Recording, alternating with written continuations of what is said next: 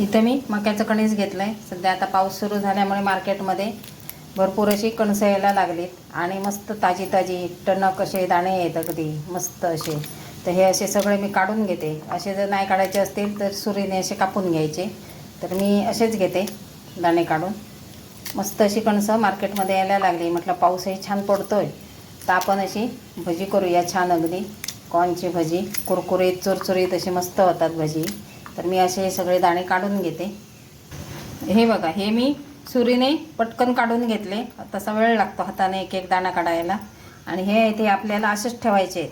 आणि हे इथे आपण मिक्सरला जाडसर फिरवून घेणार. आणि त्याच्याबरोबर आपल्याला मिरची चवीनुसार मिरची टाकायची, थोडंसं आलं आणि 3-4 लसूण पाकळ्या हे टाकायचं आहे. तुम्हाला आवडत असेल जिऱ्याचा स्वाद तर जिरे पण थोडंसं टाकू शकता तुम्ही. तर हे आता जाडसर मी फिरवून घेणार आहे, जास्त बारीक नाही करायचं. हे बघा, जाडसर आपण भरड करून घेतली ती आता ह्याच्यामध्ये मी टाकते. ह्याच्यात आता 2 मी कांदे घेतलेत. जास्त मोठे नाही चिरलेत आणि जास्त बारीकही नाही, मीडियममध्ये चिरून घेतलेत. ह्याच्यात टाकूया भरपूर अशी कोथिंबीर, थोडीशी हळद, थोडीशी लाल मिरची पूड, थोडासा हिंग 1 चिमूटभर, 2 चिमूट चाट मसाला. ह्याने चव खूप छान येते भज्यांना, चटपटीत अशी. छोटा 1 चमचा तांदळाचं पीठ, कुरकुरीतपणा येतो या पिठामुळे. 1 चिमूट खायचा सोडा आपला, अर्धी वाटी बेसन टाकते. आता हे आपण सगळं मिक्स करून घेऊया. मिक्स करून लागेल तसं पाणी घ्यायचं. आधी पहिलं मिक्स करून घ्यायचं. आपल्याला किती पाणी लागतं हे नंतर कळणार. आपण जे मिक्सरला फिरवून काढलं आहे ते ओलसर झालं आहे, त्यामुळे आधी हे सगळं मिक्स करून घ्यायचं. लागलं तर टाकायचं पाणी थोडंसं चमचाभर. आणि हे मिक्स करताना वरच्यावर नाही करायचं आहे, चांगलं असं हे करून घ्यायचं, मिक्स करून घ्यायचं. सगळे मसाले आहेत ते छान मिक्स झाले पाहिजे एकात एक. आणि चवीनुसार मीठ टाकायचं राहिलं आहे आपलं, ते टाकूया आता. चवीनुसार मीठ टाकूया. आणि मला हे सारण पीठ कमी वाटतं आहे, बेसन पीठ टाकलं आहे ते मिळून यायला पाहिजे म्हणून अजून अर्धी वाटी, म्हणजे 1 वाटी आपण पीठ टाकलं आहे. आता हे मिक्स करून घेते.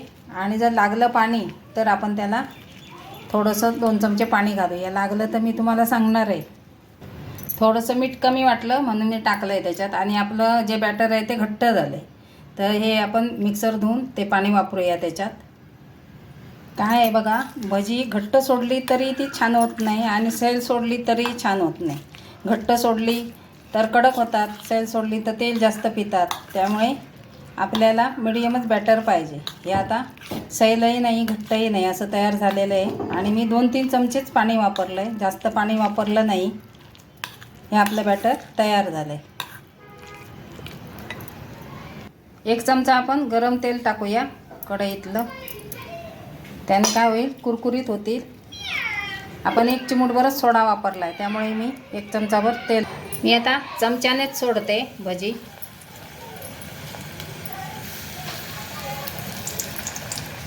भजी मी पलटून घेतली, एका बाजूने झालेली आहेत. आता ही झालेली आहेत, काढून घेऊया.